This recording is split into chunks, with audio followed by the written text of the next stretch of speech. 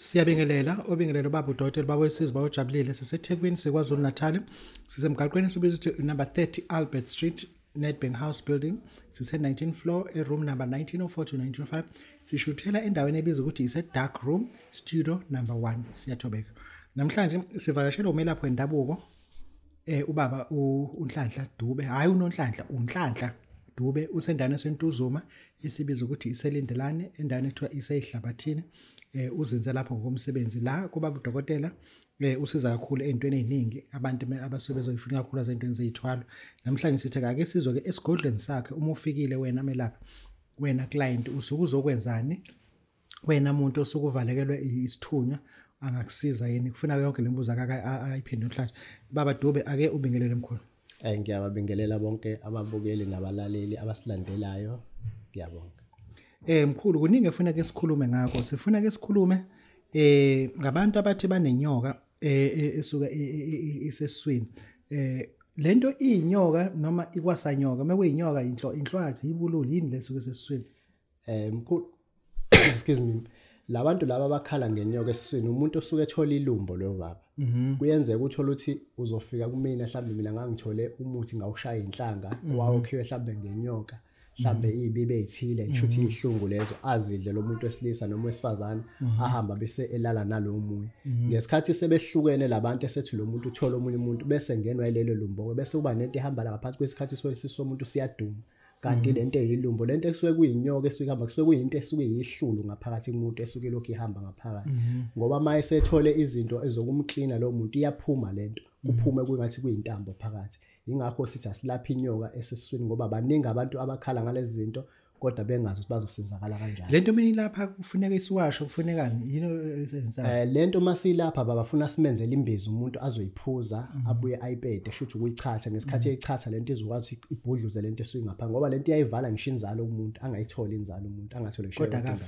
akafi kodwa ngeke azabe nezingane kwesisikhathi omunye umuntu mawesifazane uyavaleka ngisho ubusha bakhe uthothi akaye insukwini zakhe ngendlela kanti unelumbe ekhona lento ihlezi njalo igijima kuyena ngaphansi esiswini manje lenyoka iyakhula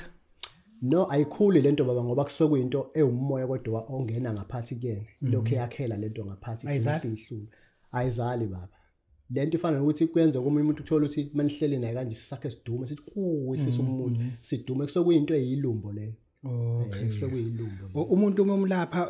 uzohlala insuku ezingaki kwena ufika lale ukwenza kanjani mkhulu mayefika umuntu mina ngiyamthatha ngihambe ngifike ngimgeze ngimthwebule ngimgcaba umuntu bese simneza nomuthi ke ibhodla lomuthi azofika lisense ekhaya awuphuze uzowathi ukhiphe lento ngaphansi awumlaphele ekhaya zasindi ngimlaphele ekhaya babayi ngimneza umuthi ahambe nawo umuntu mhlambe mezofika namhlanje ngawuthatha noma 2 days bese ngimneza into zakhe ahamba ekuba futhi ngeke ngithi akabhukhe indawo zokuthi mayefika ngimsebenza aqede ahambe yolala la khona okay zikhona indawo zokulala zazi zikhona indawo la eThekwini abantu abazokulala kuzona njengala ko Road Lodge ila nje mawula eThekwini kuzoba ila ngase Road Lodge lodge lo bengithi ibalala emgaqweni o Metro Lodge ziningi nje indawo okay vikela umuntu obanganaye komunye othandweni umvikela kanjani lo muntu omkhulu ya mkhulu kunalabantu laba othola ukuthi umuntu unomyeni wakhe noma unonkosikazi wakhe uthothi kunomunye umuntu abajola naye eceleni so manje labo bantu abanjalo njoba ngikhipha lo muthi ngoba baningi abantu abahlezi belokho bekhala babudube singakwazi ukuthi sivikeleke nothandweni lethu ngoba umunye umuntu uthola ukuthi senayo umuntu odushawa ngesichitho agcine ephuma kanti lo munye ufuna ukuthi kube yena othatha lo muntu ingakho ngithi asivikele umuntu sinomuthi lapha neswenzayo umuntu awuthola simakhele nentambo yakhe ayifaka kuyena noma ngathi uya komunye umuntu ngeke baze bahlukane nalo muntu imake lo wena uvikela abantu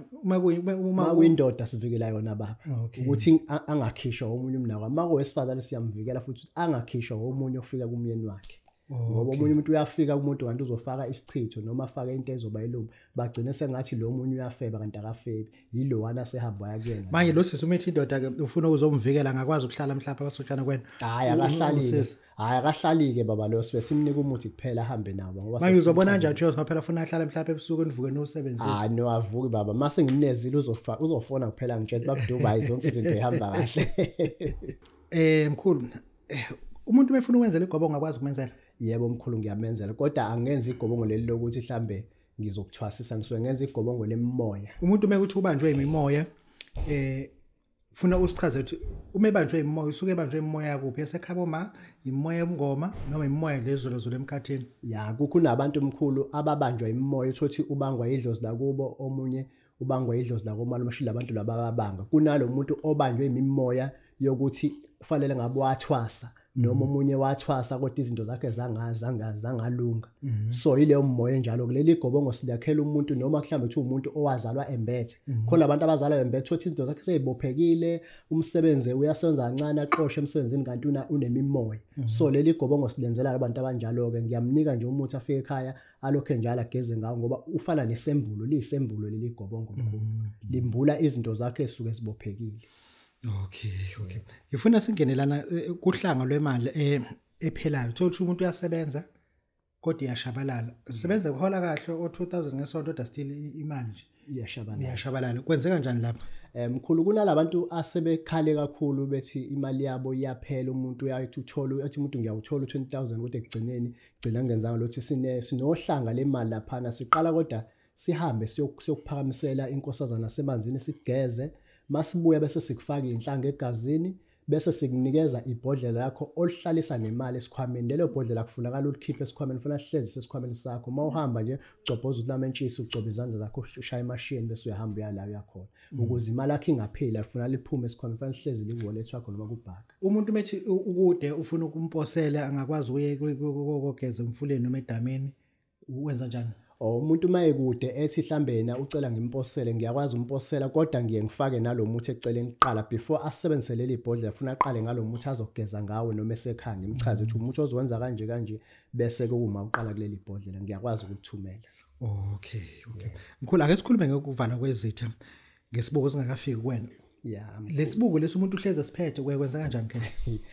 Mkhulu imfihlo leyo kunalabantu mkhulu abanamathenda abanye bama owner abanye baphethe imisebenzi uthothi egcineni balandelwa abantu kodwa abazi balandelwa abantu. Sinomuthi lana ngiye ngithi thenga isibuko ufike ekhaya bese sihamba nawe siye esidulini lesi sibuko sisebenza esidulini ngoba suke sizogcaba sithatha igazi lakho ngaso silifake la ngesikhathi abantu beplana ukuza kuwena ababe besafika kuwena bashana bodwa endleleni noma mhlawumbe bebambe emoto baphendukele emoto ingakho sithi vikela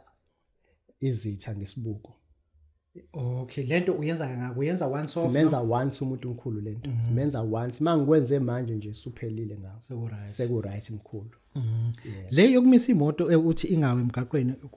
khuluma kanjani usho? Ya mkhulu kunalabantu abathi imoto zabo ziyashayisa ezinye ziyaginqika sinomuthi esiwakhayo thina laphana esithi ufake emotweni noma ubophele laphezulu kwena ukuthi imoto yakho ivikeleke noma ngathi uzohlangana lamaphoyisa ufuna luvikeleke amaphoyisa angahlezi imoto yakho iyabosha inamathikithi ingakho sithi vikela imoto ingawi noma uma ngabe uzohamba endaweni ozazi ukuthi unabantu abakulandela ufuna imoto yakho bangayimisa abantu la uhamba khona